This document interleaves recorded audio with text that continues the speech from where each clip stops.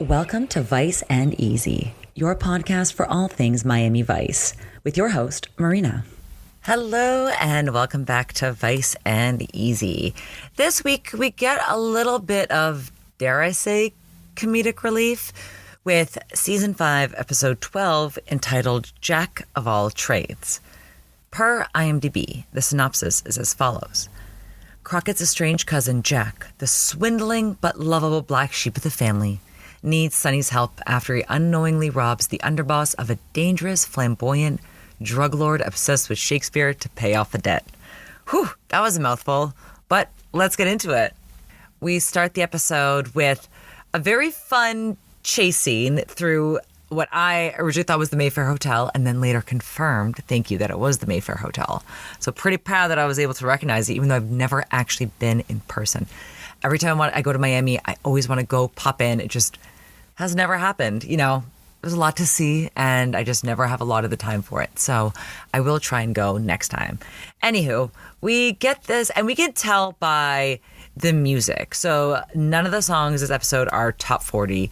They're covers. Would that be the right term to use when you're recording classical music? But is it a cover? I guess it is a cover. So you'll notice that all throughout the episode. And you can kind of tell right off the bat, like, oh, this is not going to be a rough one. We see one guy being chased by two quick guys and one slower guy. The slower guy we have definitely seen before, John Santucci. He's been on a couple episodes. So nice to see him pop back. Again, completely different character, unrelated to anything he's ever been in Miami Vice. And they look pissed as they're doing this, you know, in a quasi-full shopping mall. Our guy, the target, sneaks into a clothing store with a great story in this clip. I'm in a bit of a hurry. I'm being honored tonight by the Pan-African Congress for my work with leprosy. And, I don't have a thing to wear. So as he's in the change room trying on outfits, he hands the sales attendant his credit card. She tries to run it. I will say very cute, very heavily accessorized, but kind of fits in with the theme of this store, as you can see in the gallery. Just kind of like bright, chunky accessories, vibrant. She gets a code 19, which is trying to swipe the credit card, which means re-enter transaction. Technically, it applies for a visa, and it just means that processing the transaction is temporary, unavailable. It would have been kind of cool if you got on one of the other codes. I think it's 34, and there's another code where you can hold on to it. Or I like back in the movies where they'd cut it up. I will say, as someone who used to handle people's credit cards for a living, I would never want to deal with that, having to cut up someone's credit card. We get a lot of fake credit cards, and that's already annoying enough as is, and fake IDs. Cutting up someone's credit card in front of them, I think would just be a little bit too emotional than what I want to deal with for what we're getting paid. Am I right? I also took a GIF of the store owner flipping up his glasses to take a better look at the card. Just when our target thinks that he's getting off scot-free as he sneaks out the changing room and sneaks through the back exit, he is met not just by security, but by the store owner, who neither are impressed with him. And you can see in the clip, he still has the, I guess, I don't know the term for this. They're not the transition lenses because that's one lens, but it's basically two types of lenses. It's an old school transition lens. I guess that's what I'm trying to explain. However, that's why I added a picture, because I knew I couldn't explain it. Anywho, that's how we close out the cold open, with him, cigarette unlit, but cigarette in mouth, booked by the store owner and security. And then we meet with him when he is being interrogated. And boy, does he already start to demonstrate his ability for storytelling in, I guess that would be the most diplomatic way I could say it. Oh, yeah? What are they? Star Wars. Star Wars. Stolen secrets. You think I'm kidding? That's a little time jump for you guys, right? That's a little throwback. So it turns out Crockett is called in to deal with this guy because this gentleman in question put Crockett down as his FBI contact, claiming that he's working undercover. Crockett, however, when Tubbs asks who it is, does not even want to try it. I've never seen him before in my life. Hey, cuz.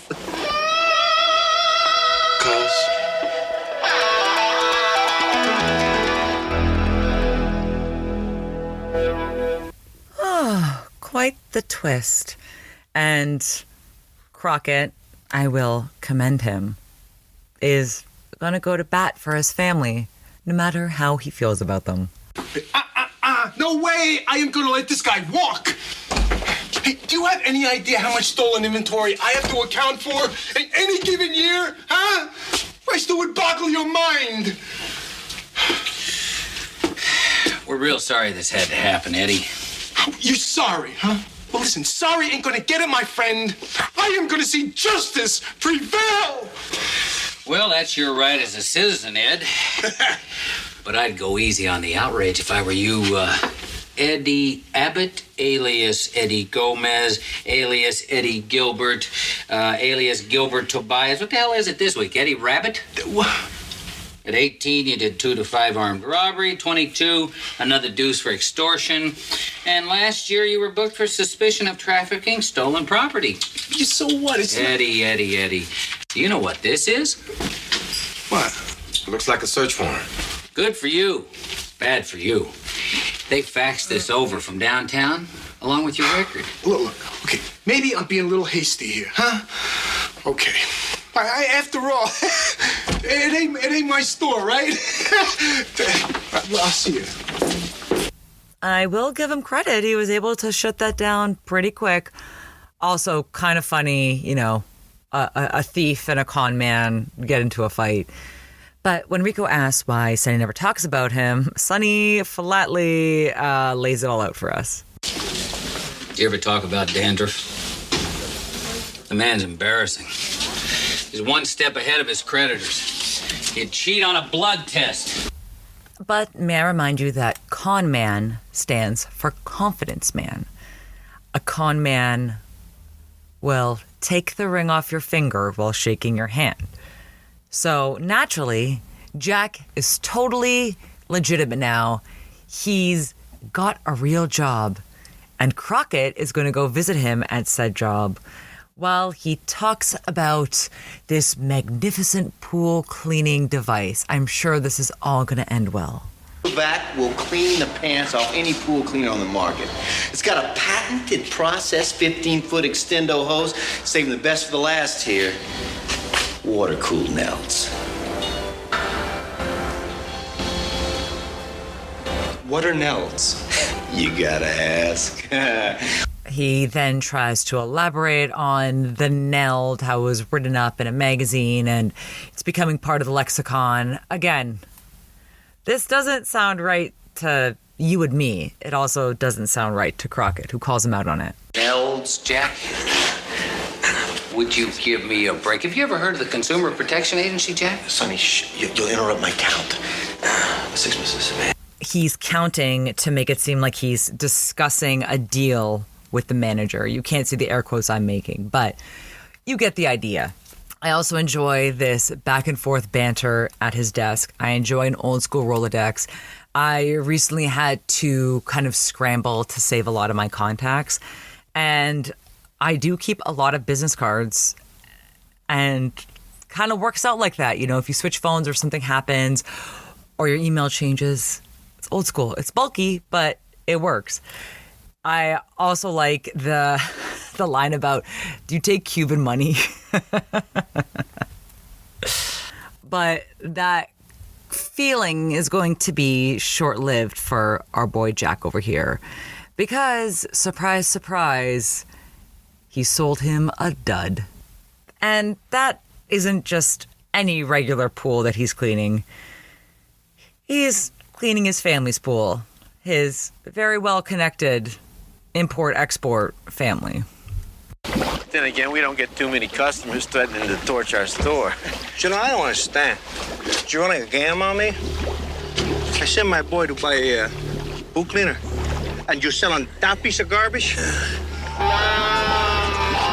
Hey, he begged me to sell it to him. I tried to tell him, Sealback's one of our lost leaders. His heart was set, eh? Yeah, you shouldn't be screwing customers over anyway, but you definitely don't want to be screwing these kind of customers over. However, Jack, always thinking about his next plan, sees a shipment coming in when the goons downstairs are talking about the schedule. So he already knows that's in the works. So when naturally the big guys gotta run, Jack pretends to walk back to his car. However, he hops the fence back onto the property to get a better look at what's going down and to get all the details he needs. Probably for his next con. That's not a spoiler. Let's continue. I also will point out another great image of Jack is him reading the horse race newspaper. Love it. So it kind of really gives you a feel for what this is. But unfortunately, as things tend to do, Jack's world is closing in and closing in. And remember those guys that were chasing him in the beginning? Well, they're back. Jackie, why are you making it so hard? You're into me for sizable bucks. Hold it, Harry. You knew the risks. Not my fault the restaurant went under. Kosher Chinese is very big out west. That's very funny because this month, Genghis Cohen, which has been on Fairfax in Los Angeles for 40 years, is moving down the block on Fairfax. So I just thought that was very funny that there is a story Chinese kosher institution in Los Angeles. Food's okay, but it's more for the vibes. You know, you're a nice guy. I'm a nice guy too. Well, you know my motto, be nice for money.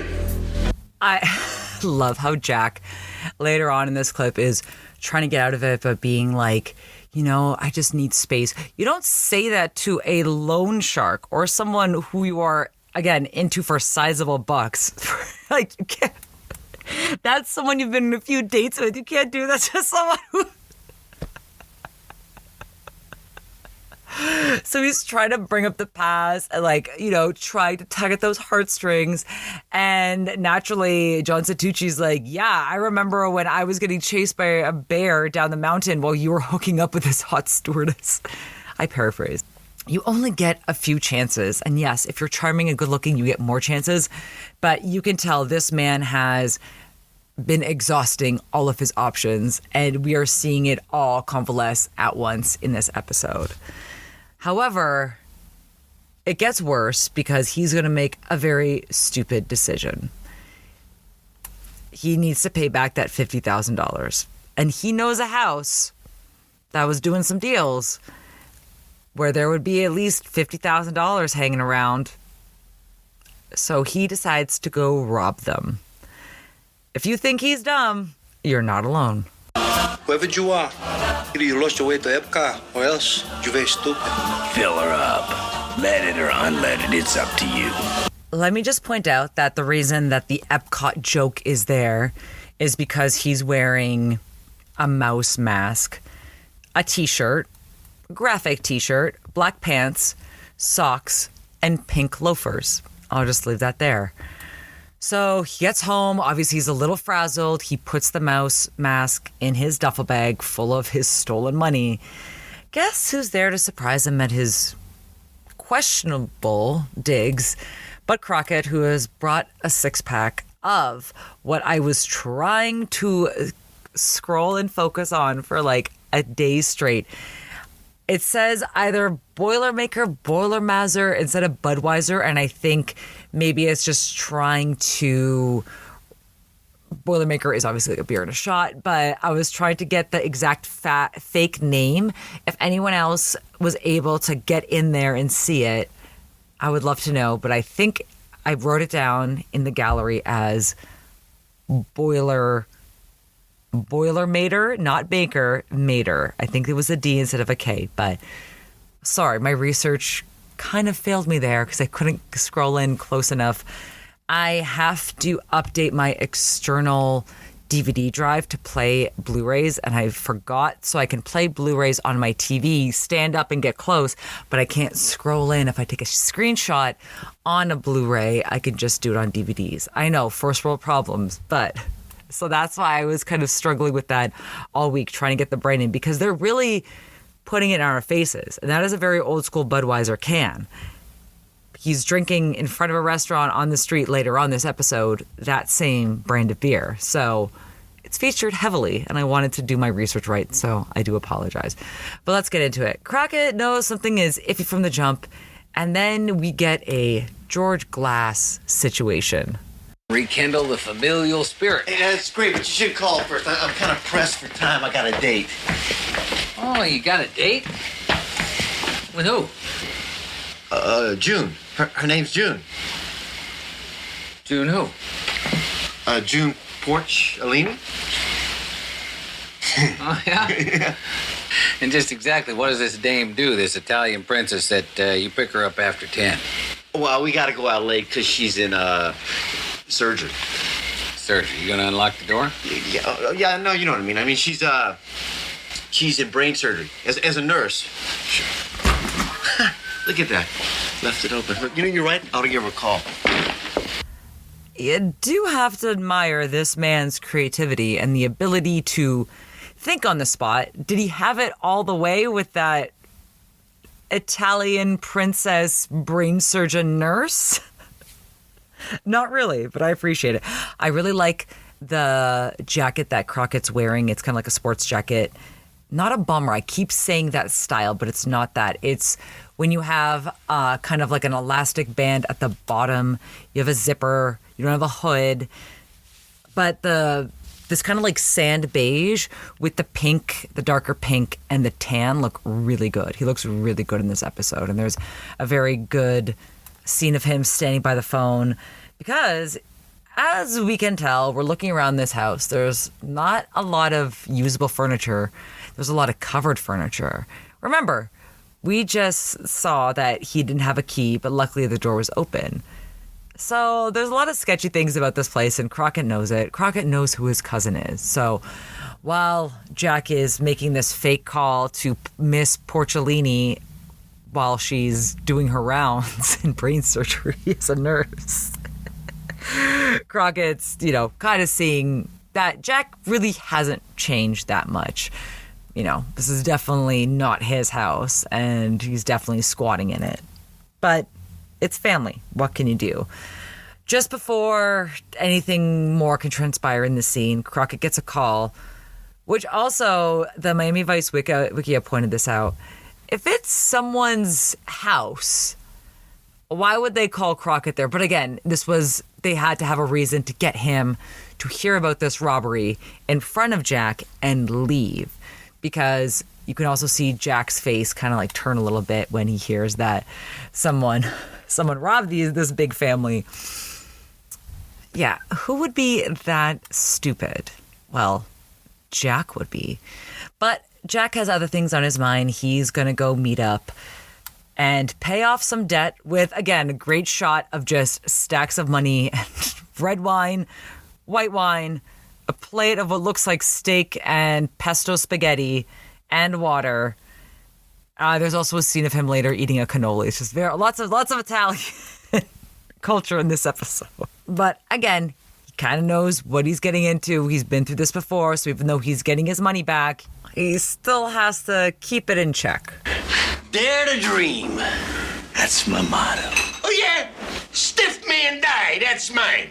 And so I'm going to play you another clip from that scene because keep in mind, he just paid him back $50,000 and then asks for the money back and tries to, again, pull on those heartstrings by claiming that they're going to kill him. Harry, I need the money. And now the truth comes out, huh? Huh? How much? 50 yards. 50 yards? Huh? Just the amount you borrowed before, and by some miracle I got it back. You think I'm so lame I'm gonna give it to you again? Huh? Because if you do, you're nuts, man. Harry, I don't have time for you to editorialize. I gotta have it. They're gonna kill me.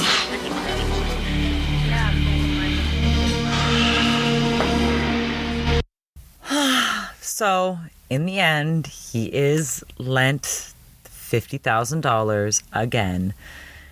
Jack thinks that he's off, I don't want to say scot-free, but he thinks that he's doing all right. He's going to meet up with Crockett for dinner.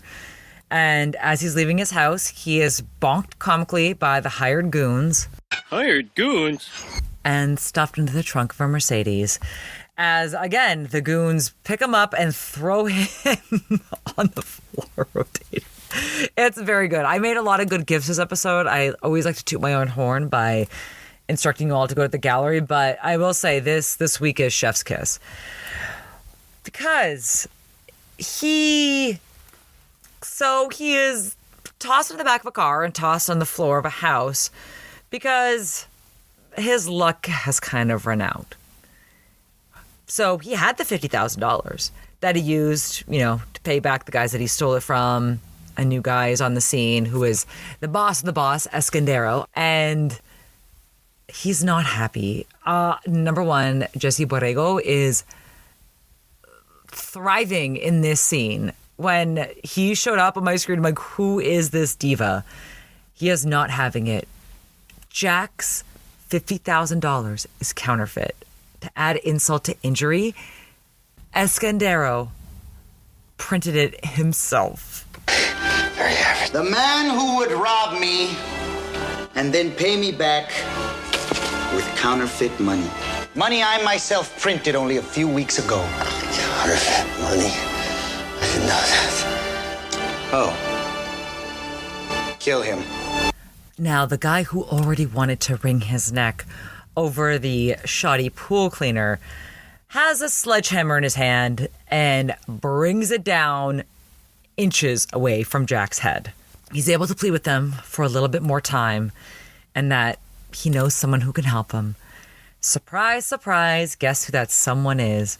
So as they're pulling up in that white convertible Mercedes with a unique license plate, he's a little bit roughed up. The guys in the car tell him to call for Crockett, call him over. We see Crockett kind of pacing back and forth outside of the restaurant, drinking that beer, talking to the hostess, complaining that his cousin's always late, and then this happens. But again, Crockett, I will really give him credit. He has a knack for thinking on his feet like his cousin, but without the ulterior motives. I guess you got detained, huh? Yeah, detained. Yeah.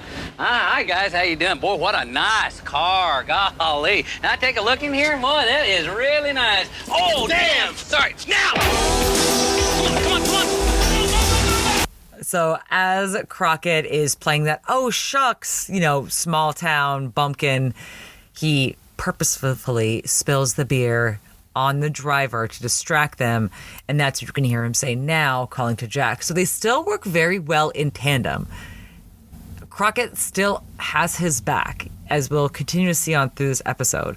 But as we'll see in the next scene, where Crockett takes his holster off, takes his jacket off, he is also running out of patience. But they do end up having a nice heart-to-heart. Always the jerk, the screw up in school. Me. You were a golden boy. Football star, war hero, cop. I'm nothing to you.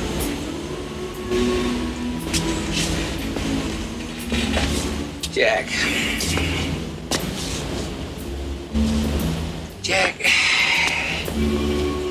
Do you remember that old Indian bike you had? Sure. 4-cylinder job. Big spider decal. Yeah. Yeah, that was some bike. Man, the way you used to ride that bike, you were like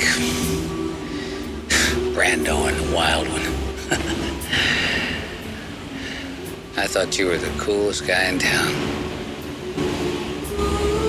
I wanted to be just like you.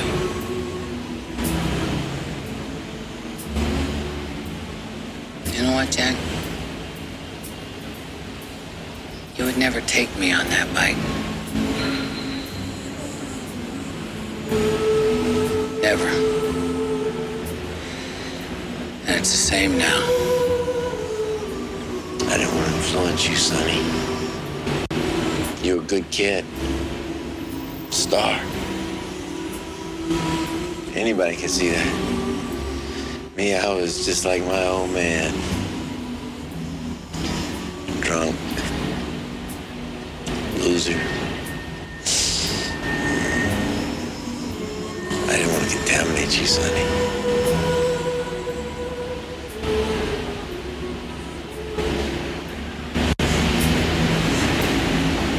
Is that true, Jack?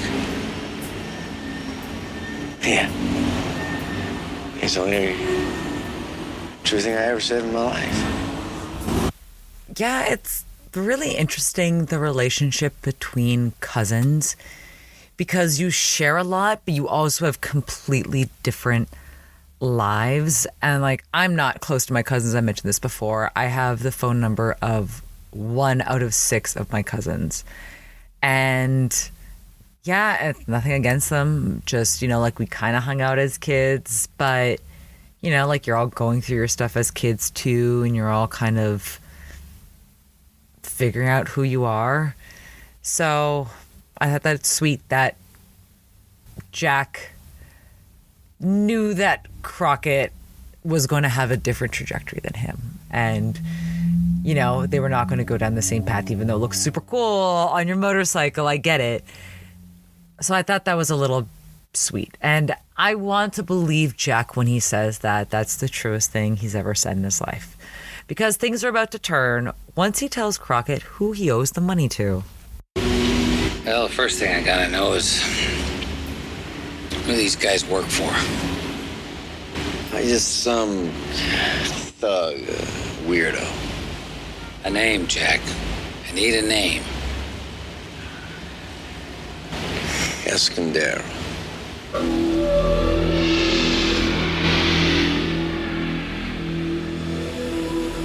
Octavio Escandero?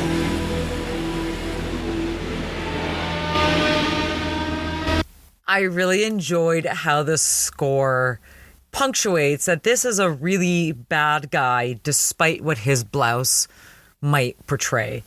He's going to go along with Jack to Escandero's and try to smooth this whole thing over. We do get a great shot of the Testarossa, and the sky is that beautiful, like, lilac color. It's so pretty. Just a great shot of the car. But this is more of like a work drive. They're going to go to a bar. Crockett's going to order a blackjack. Jack is going to order a turkey, which I thought that was funny, that Jack does not also drink Jack. And they're going to try to figure this out before they go to Escandero's together, when Jack just can't stop the con man. All right, for a civilian, you did okay. Hey, maybe I should be a cop. Better yet, you and me go into business together. Crockett and Crockett, private eye. You better make that a double.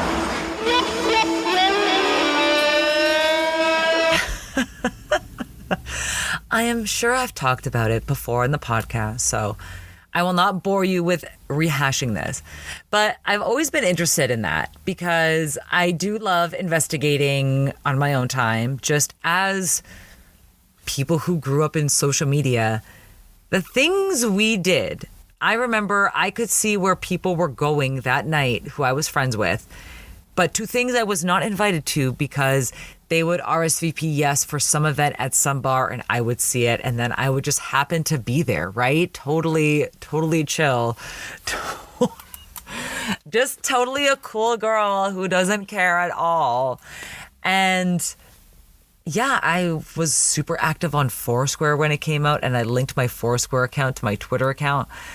I don't do any of that anymore, obviously, but I like to think that I can still source information well, and I'm still quite skilled at getting information about people on the internet. But being a private eye, I think also just like I'm tall and have a deep voice, following someone in public, albeit in my car or into a store, I don't know how undercover, I don't want to say how slick and quiet I would be, but yeah, like you can't be drawing attention to yourself if you're following someone all over town. You can't have your window open, smoking a cigarette and blasting music.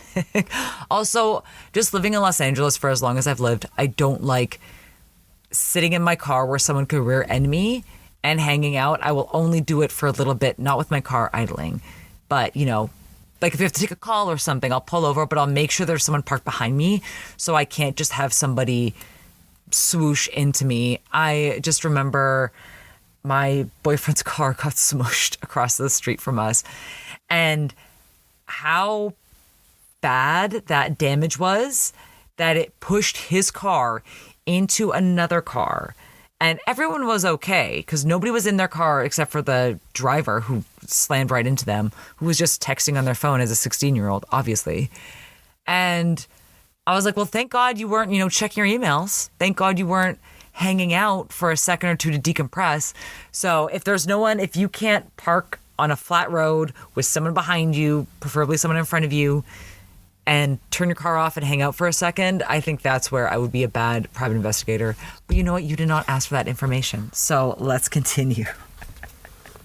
So before that whole joke about PIs where I went off tangent, Crockett was, trying to appeal to Escandero, trying to make right from his doofus cousin. Then on the other side, we have Jack going to confront Harry, our man, John Santucci, but the counterfeit money, and he's eating a cannoli. He doesn't care. It's not his problem. Jack starts to, mouth off, maybe say that, he has some connections in law enforcement. Not the smartest idea in the world, but we'll let that be. But Harry's not going to forget that. So when Escandero and Harry are in the back of a limousine transferring the money over, Escandero drops probably my favorite line of the whole episode. I never touch cash, personally. Obviously, when you are styled like that, how can you just be deigned to touch peasant money? Ugh. When Escandero and Harry are talking, Jack naturally comes up. Harry tells Escandero that Jack's cousin is Heat. And there's a great scene of them turning their heads in the limousine while you can still see the money. And they kind of have like a quick freeze frame of Jesse Borrego's face, which amazing. But unfortunately, that news about Crockett is going to continue to circulate, and it's definitely going to be addressed. Let's check back in with Jack. So he did this earlier on the episode, and this is something that a Canadian writer wrote about Conrad Black years ago. So I will not go into detail about Conrad Black. If you are older or had parents that were, chismosas and liked gossip, you'll know about that. You'll know that name. He had a tendency to use very obscure words to write his articles. And someone said, is he really that smart? Or to paraphrase, the writer said, is it really because he's smart? Is he pompous? Or it's a lot harder to understand what someone's saying when they're purposefully using super obscure vocabulary. And I was like, oh, yeah. No one can really call you out on your shit when they have no idea what you're saying. So I thought about that during this clip. Sonny, I may bend the law a little north and south now and then, but when it comes to my country, one thing I'm not is a quisling. A what? A quisling. See, it's not that Conrad Black level, because Conrad Black tended to focus on adjectives that you would have never heard of in your entire life. And surprise, surprise, he was in jail for a lot of it too. I think, unfortunately, he got his Order of Canada back, whatever. Rolling my eyes at that, but that I appreciate that Crockett called him out on it twice. Unfortunately, with that coming back into the zeitgeist, unfortunately goes hand in hand with negging. I still remember this guy. He was from a creepy frat that was already kind of like a little like, watch your drinks. And he was hitting my girlfriend, and we were at the bar where I was seeing somebody who also worked at the bar. So I was also, not actively touching or flirting with this guy. I was trying to be respectful. And I remember he was saying something, but he said fallacious, meaning fallacy fake, but knowing that our ears would perk up because of what it sounds like. And then as soon as I kind of made a face, like I raised an eyebrow, he's like, see, that's what everybody thinks, but this is what it really means. We're at a bar chatting and you're trying to look smarter than us in an adjective that sounds like something else that's scandalous to get a reaction out of us so you can feel better about yourself. I'm sorry that's coming back. My apologies for all of you in the dating pool. Let's continue. Crockett and Jack are dressed for success. They both look great. I do like Jack's unlit, Lucky Strike, unfiltered. See, that's how you know he is a Crockett. And they get stopped. Someone just puts the barrel of a gun like across Crockett's chest to stop him. Sorry. I'm looking at the gift now while I'm laughing. And they're taken to Escandero's house. Now, Escandero, it's a little bit different this meeting. First of all, he misquotes this quote to William Shakespeare. Oh, what a tangled web we weave when first we practice to deceive. Are you familiar with the immortal bard? I know I was just ranting about negging and how that's making a comeback. But in this case, he is misattributing a quote from Sir Walter Scott to William Shakespeare. I appreciate the dedication to poetry, but nobody caught that one? Boy, I really hope somebody got fired for that blunder. And as Crockett's playing along, he can tell that things are different. Number one, please, again, I'm going to keep telling you to go to the gallery. I cannot get over the boots, the blouse, the posturing. He is really selling this. And to be honest, I did not finish Blood In, Blood Out. I really wanted to, but that movie is almost 3 hours long. I'm sorry. And I was enjoying it. And again, like the way it's shot in LA, Benjamin Bratt, Jesse Borrego's in this, the guy from Street Fighter, Ken. I enjoyed it. I was like, I can't do another hour of this. Like, please stop. But speaking of bad things happening, this is when Escandero takes it to announce what he knows about Crockett. What's the game? There's no game.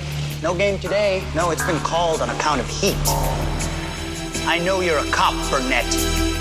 Or should I say Crockett? And you should be ashamed to mire your cousin in such a mess.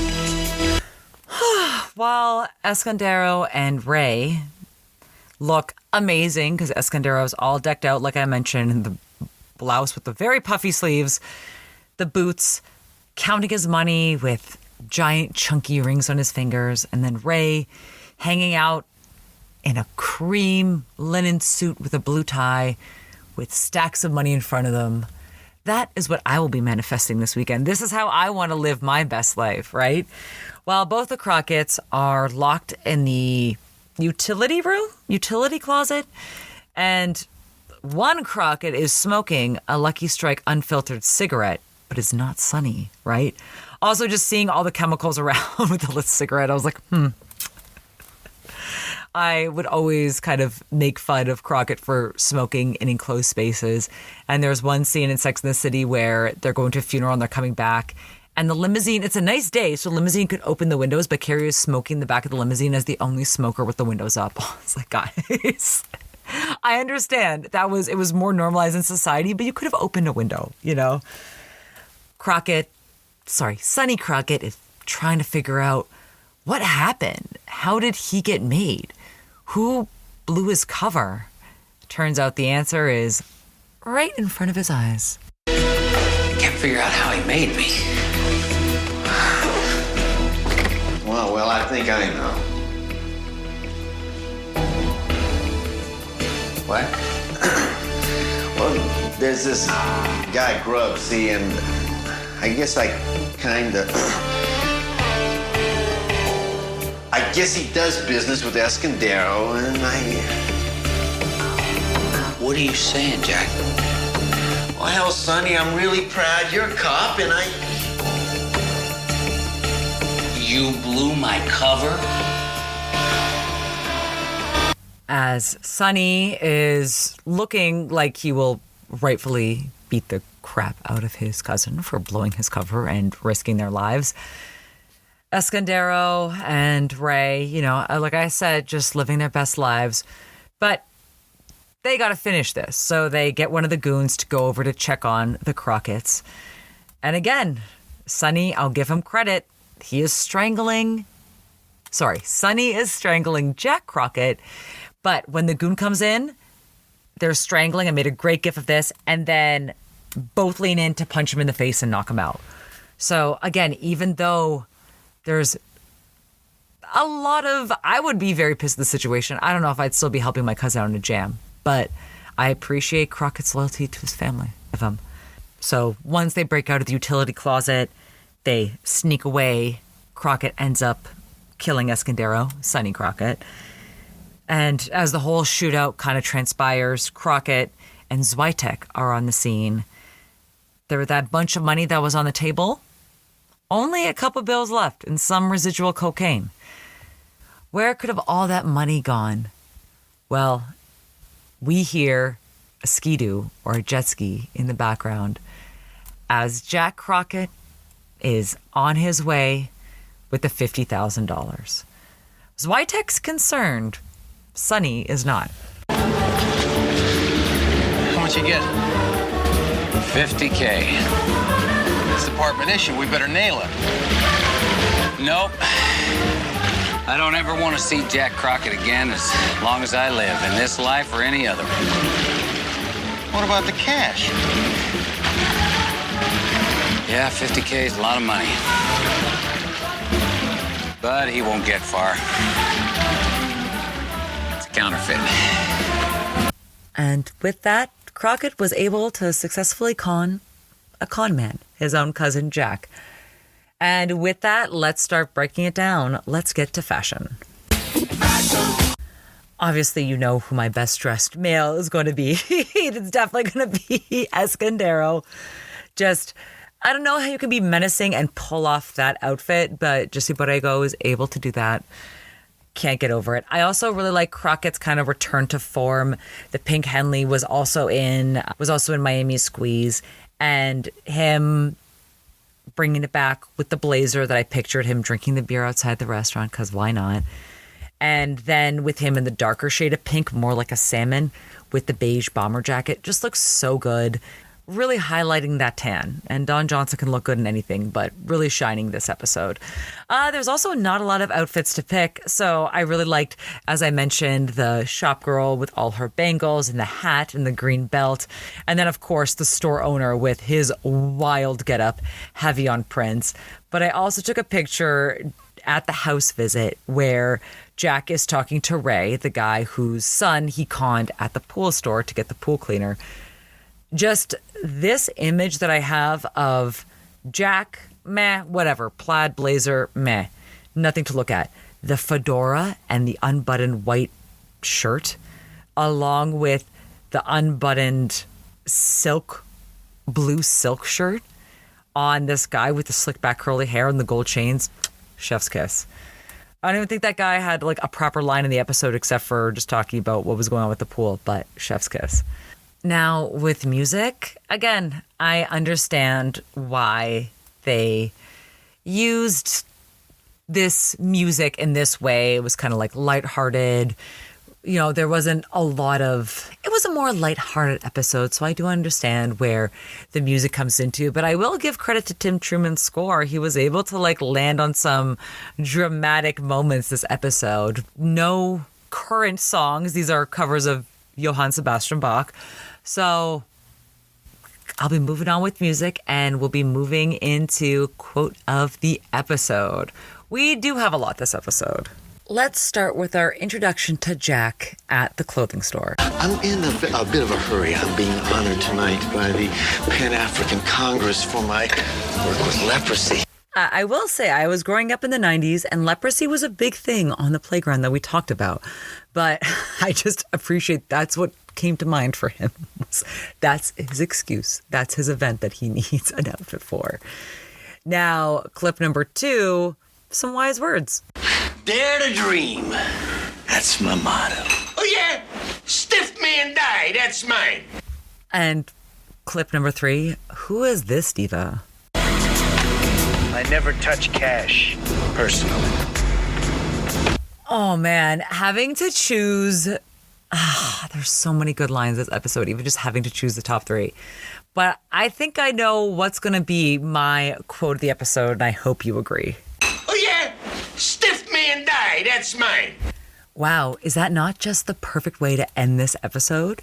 Because with that, I just want to thank each and every one of you for subscribing, for listening, for telling your friends, for leaving 5-star reviews, for following all things social at Vice and Easy. And if you wanted to follow along with the gallery, I highly recommend it, especially this episode because I took lots of fun gifts. You can find each episode's respective gallery in the show notes. Let me know if you have any questions. And with that, thank you, and I'll see you next time. Hey man, Miami Wise is #1 new show.